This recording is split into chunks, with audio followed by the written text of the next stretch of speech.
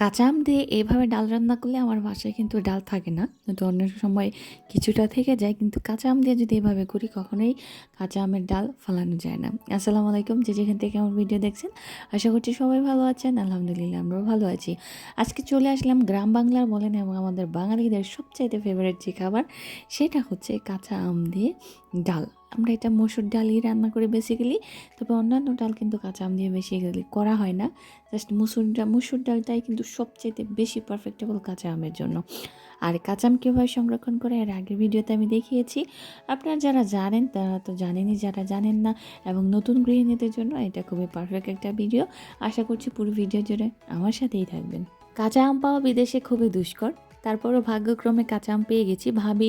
আমার এক ভাবি যে পরিচিত ভাবি শাহিনা ভাবি আছে, উনি আমাকে কাঁচা আম 5টা কাঁচা আম দিয়েছিল। সেই কাঁচা আমগুলো কীভাবে কিছু আমি সংরক্ষণও করে রেখেছি। আবার যেদিন কেটেছিলাম সেদিনকে ভাবলাম যে ফ্রেশ আম যেহেতু আছে, সেই আম দিয়ে একটু ডাল করি। তো সেই ডালের রেসিপিটা শেয়ার করছি, যারা নতুন আছেন তাদের জন্য খুবই হেল্পফুল হবে ভিডিওটা। তো এখন দেখতে পাচ্ছেন আমি মসুর ডাল নিয়ে নিয়েছি, আর কাঁচা আম দিয়ে কিন্তু মসুর ডালই পারফেক্টেবল। তো এই ডালটা একটু ভালো করে ধুয়ে নিতে হবে, কারণ ডালে দেখতে পাচ্ছেন পানিটা একদম হয়ে যায়। তো সেক্ষেত্রে কয়েকবার পানি দিয়ে ধুয়ে নিতে হয়। তো আমি কয়েকবার পানি দিয়ে তারপরে ধুয়ে নিচ্ছি। আর এই ডালটা আমাদের খুব পছন্দ, আমারও পছন্দ, আমার হাজব্যান্ডেরও পছন্দ। ইভেন আস্তে আস্তে যখন মাইমুনা বড় হবে, মাইমুনাকেও এটা খাইয়ে শিখাবো, কারণ এটা এক হচ্ছে স্বাস্থ্যসম্মত এবং খেতে এতটাই মজা, বাসায় রান্না করলে আসলে এটা থাকে না আমার। তো ডালটা ভালো করে ধুয়ে নেওয়া হয়ে গেছে। এরপর আমি ডালটা একটা প্যানে বসিয়ে দিচ্ছি, আপনারা চাইলে যে কোনো হাঁড়িতেই দিয়ে দিতে পারেন। তো এখন আমি ডালটা দিয়ে দিচ্ছি, আর সাথে আমি এখানে অ্যাড করব কাঁচা মরিচ, আর আমি এখানে অ্যাড করব টমেটো। কারণ টমেটো দেওয়া হয় সুন্দর একটা ফ্লেভারের জন্য, প্লাস সুন্দর একটা কালার আসে, সেই কালারটার জন্য টমেটো দেওয়া হয়। সাথে দিয়ে দিচ্ছি আমি লবণ, পরিমাণ মতো লবণ দিলাম, তবে কিছুটা লবণ দিয়েছি, পরে যদি আরও লাগে তাহলে আরও দেব। এরপর দিয়ে দিচ্ছি হলুদের গুঁড়া। আর এই ডালটা কিন্তু খুবই সাধারণ পদ্ধতিতে এবং খুবই অল্প উপকরণে কিন্তু রান্না করা যায়। আর যারা খেতে পছন্দ করেন, আমরা যারা বাঙালি আছি, বাংলাদেশে এই ডালটা পছন্দ করে না এমন মানুষ পাওয়া খুবই দুষ্কর, মানে পাওয়া যায় না।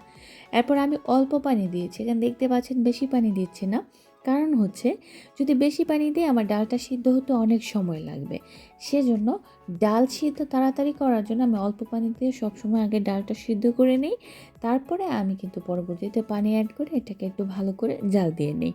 দেখতেই পাচ্ছেন আমার ডালটা কিন্তু অলরেডি সিদ্ধ হয়ে গেছে, অল্প সময়ের মধ্যে ডালটা সিদ্ধ হয়ে গেছে। এখানে যদি আপনি বেশি পানি দিতেন তাহলে দেখা যেত ডালটা সিদ্ধ হতে অনেক সময় লাগতো। তো এখন আমার অল্প সময় ডালটা সিদ্ধ হয়ে গেছে, এই টিপসটা মনে রাখবেন, দেখবেন যে আপনার ডালও তাড়াতাড়ি সিদ্ধ হয়ে যাবে।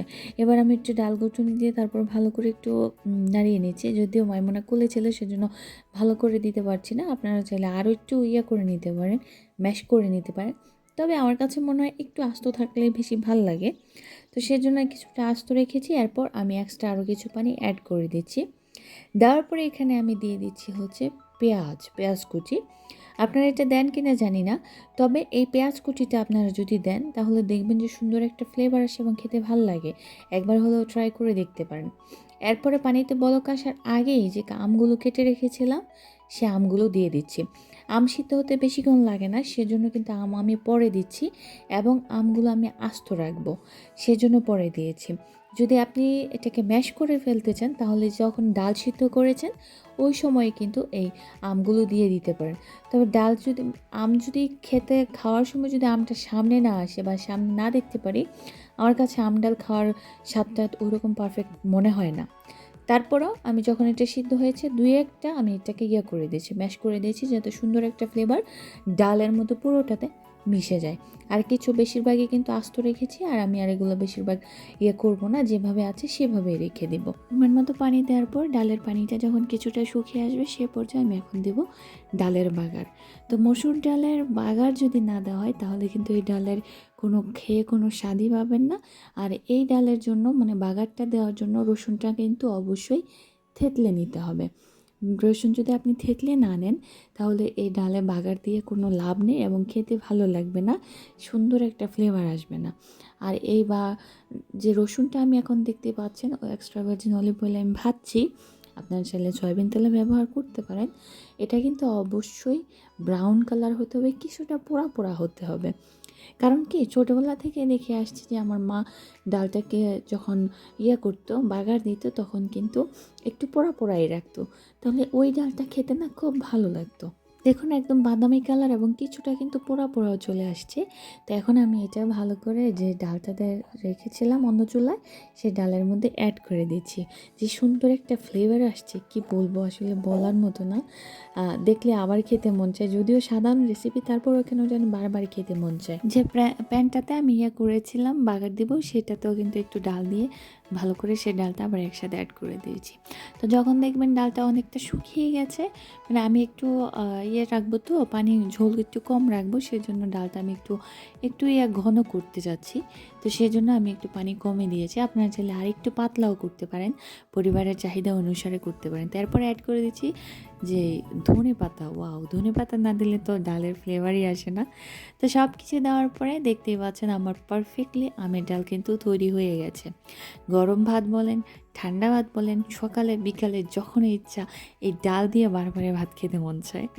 আসলে ভাত খাওয়া যদিও বেশি একটা ভালো না, তারপর আমরা বাঙালি ভাত না খেলে তো আর হয় না।